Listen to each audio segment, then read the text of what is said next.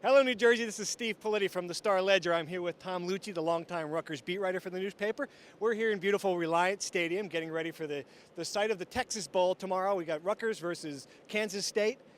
Tom, it's been 4 weeks since Rutgers plays a game. I'm sure they're ready to play. What do you think some of the keys to this game are? Well, I think we're going to see a heavy dose of Ray Rice. He's got fresh legs again after the layoff. That would be the most important thing. Rutgers has to run the ball.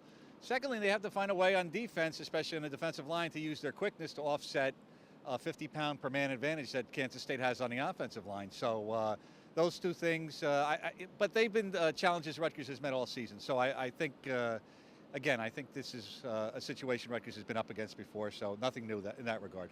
From a program standpoint, Rutgers has been playing football, everybody knows, since 1869, has never won a bowl game. What does it mean just to have that monkey off their back, so to speak, to finally get that first victory in a bowl?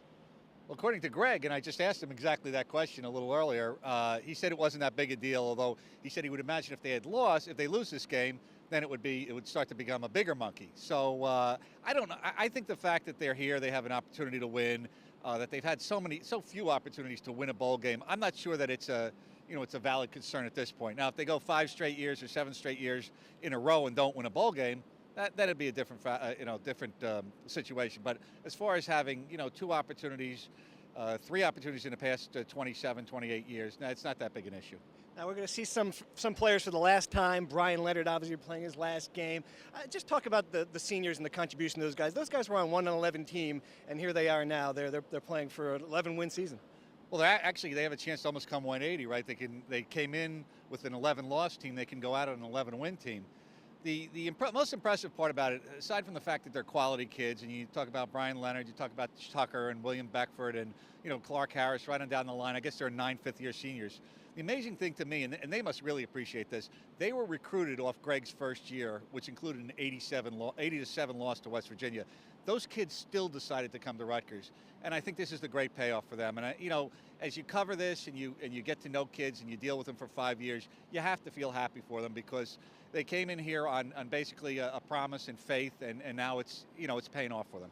All right, now, if I'm not mistaken, you have picked Rutgers 12 consecutive times this year. That's correct. I'm going to put it to you right now. The prediction is it going to be 13?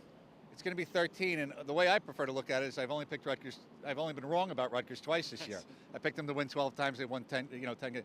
The thing about this Kansas State team, if you look at the stats, if you watched them, they have one quality win. They beat Texas, and Texas was without Colt McCoy for most of the game. They're a great freshman quarterback. That's the first thing. Look at the statistics nationally. You'll see that this is exactly what a 7-5 team looks like. They're in the 70s and high 60s and low 70s in offense and defense.